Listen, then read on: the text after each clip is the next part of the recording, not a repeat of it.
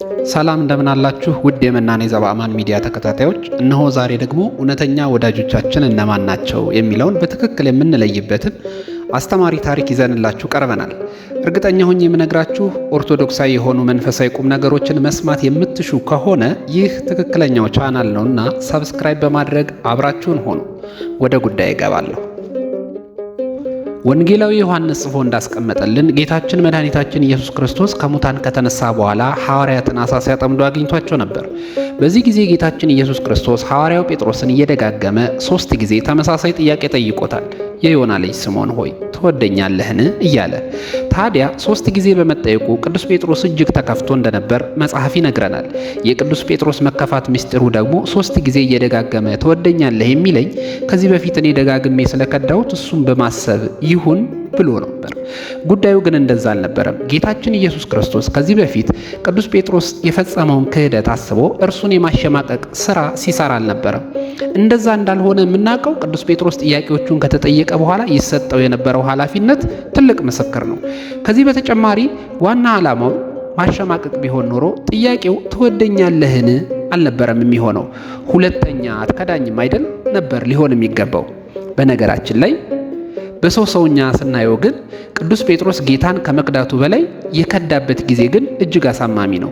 ጌታችን በአይሁድ እጅ ተይዞ ምራቅ እየተተፋበት በኋላ ደግሞ ተሰቅሎ ተጠማሁ ብሎ በጮኸበት ጊዜ በመሆኑ ከመክዳቱ በላይ የከዳበት ጊዜ እጅግ ከባድ ነው። አስቡት እስኪ፣ ሰው አጣሁ፣ ተቸገርኩ፣ ታመምኩ ባለበት ጊዜ ወዳጆቹ ሲከዱት እንዴት ይሆናል? መቼም ማያድረስ ነው እንጂ እንዲህ ያለውን ሰው አምርረን እንደምንጠላው ሳይታለም የተፈታ ነው። እዚህ ላይ አንድ በሀገራችን መጽሐፍ ላይ ያነበብኳትን ታሪክ ባጭሩ ላካፍላችሁ። ሰውየው መምህር ኤርሚያስ ይባላሉ። በአፄ ዳዊት ዘመነ መንግስት ከፍተኛ የሕግ ባለስልጣን የነበሩ ሰው ናቸው። አንተ ዕድሜህን ሙሉ ትታሰራለህ፣ አንተ ደግሞ ሞት ይገባሃል እያሉ ፍርድ የሚሰጡ መቼም በዓለማዊ ስልጣን ተደስተው አንዳችን መጥፎ ዕድል ሳይደርስባቸው እንደተንቀባረሩ ዕድሜያቸውን የሚጨርሱ ሰዎች በታሪክ ውስጥ በጣም ጥቂት ናቸው። መምህር ኤርሚያስም ባለመታደል ከጥቂቶቹ አንደኛው ሊሆኑ አልቻሉም። በድንገት ሳይታሰብ ከንጉሱ ጋር ተቀያየሙና ከክብር ስፍራቸው ተዋርደው እስር ቤት ይገባሉ። እኚህ ሰው የንጉስ ባለሟል በነበሩበት ጊዜ በብዙ ዘመዶች የተከበቡ ነበሩ። እስር ቤት ከገቡ ጊዜ በኋላ ግን እንደ ኢትዮጵያዊ ልማድ እንኳን እግዚአብሔር ያስፈታዎት ሊሏቸው ቀርቶ እንደውም ያልሰሩትን ወንጀል ጨማምረው እየፈጠሩ የንጉሱን ቁጣ በማባባስ እንዲጨክኑባቸው ያደርጋሉ። መቼም ጊዜ ይሄዳልና ከጥቂት ቀናት በኋላ ንጉሱ ያርፋሉ። በኋላ በምትካቸው አፄ በካፋ ሲነግሱ የዘውዳቸውን ክብረ በዓል ምክንያት በማድረግ እስረኞች እንዲፈቱ የምህረት አዋጅ ያደርጋሉ። በዚህ ጊዜ መምህር ኤርሚያስም ከሌሎች እስረኞች ጋር ከእስር ቤት የመውጣት እድል ይገጥማቸዋል። ሊቅ የሆኑት መምህር ኤርሚያስ በአንድ ወቅት በመስከረም 4 በቅዱስ ዮሐንስ ወልደ ነጎድጓድ ዓመታዊ በዓል ላይ ተገኝተው ከካህናት አባቶች በቀረበላቸው ግብዣ መሰረት የመወድስ ቅኔ እንዲያቀርቡ ይታዘዛሉ። በዚህ ጊዜ የነበሩበትን ሕይወት የሚያስታውስ እጅግ አስተማሪ የሆነ ቅኔ ይቀኛሉ። ቅኔያቸውም እንደሚከተለው ይሆናል። ይቦ ዘመድ ጊዜ ተዋርዶ ወይ ከውን ባይድ ጊዜ ተዋርዶ ዘመድ እመሰ ይትሌአል በንብረተ ሥጋ ማዕድ ጥቀ ዘመዱ ወጥቀ ነገድ በአይድ ይዛመድ እማበ አልቦ ነገድ ወማበ አልቦ ትውልድ ሶበሂ ተሰአልው ለሐዋርያ አይሁድ ሀደገ ፈጣሪሁ ወቆመ ምስለ ባይድ ዘመድሰ ዮሐንስ ወልደ ነጎድጓድ ይተፈልጠ ምስለ እሙ እስከነ መቃብር ይወርድ የምትል መወድስ ያቀርባሉ። የዚህ መወድስ ቅኔ ሐሳብ በአጭሩ እንደሚከተለው ይሆናል። በመዋረድ ጊዜ ዘመን የለም፣ ስትቸገር ዘመድ ራሱ ባዳ ይሆናል።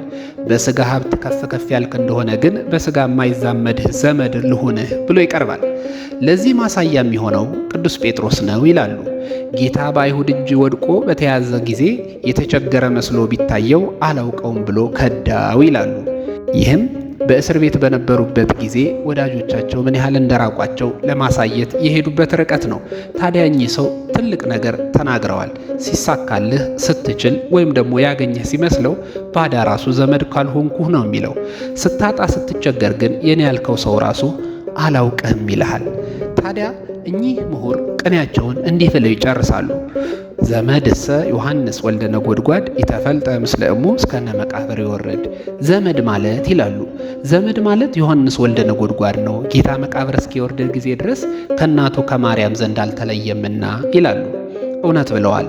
ወዳጅ ማለት እስከ መጨረሻው የችግር ጫፍ ድረስ አብሮ ሆኖ አለሁ በርታ ከጎንህ ነኝ የሚል ነው። ሲሞላማ ሲኖርማ ሁሉ ወዳጅ ነው። ወደ ቀደመ ነገራችን እንመለስ። ጌታችን በተያዘ ሰዓት ከድቶኛልና አሁን ላሸማቀው ብሎ አስቦ አልነበረም ደጋግሞ ሲጠይቀው የነበረው። የጌታችን ዋና ዓላማ ሰው ማሸማቀቅ ስላልነበረ ማለት ነው። ወዳጆቼ የዚህ ቪዲዮ ዓላማ ቅዱስ ዮሐንስን የማወደስ ቅዱስ ጴጥሮስን ደግሞ የመውቀስ አይደለም። እነሱማ በክብር በ12ቱ የእስራኤል ነገር ላይ ይፈርዱ ዘንድ ስልጣን የተሰጣቸው ሰአሉ ለነ ለምኑልን እያልን የምንማጸናቸው የክርስቶስ እንደራሴዎች ናቸው። አንተ ግን ዙሪያህን ተመልከት። በዙሪያ ያሉ ሰዎች እንደ ቅዱስ ጴጥሮስ በተቸገርክ ሰዓት አላውቅህም የሚሉህ ናቸው ወይስ እንደ ቅዱስ ዮሐንስ እስከ መቃብር አብረው የሚወርዱ? በዚህ ጥሩ ትምህርት እንዳገኛችሁ ተስፋ አድርጋለሁ። ይህ ቻናል የተሻለ ደረጃ ላይ ይደርስ ዘንድ ሰብስክራይብ ማድረጋችሁ እንዳትረሱ። ደግሞ በቀጣይ ጊዜ እስከምንገናኝ ድረስ ሰላም ሁኑ።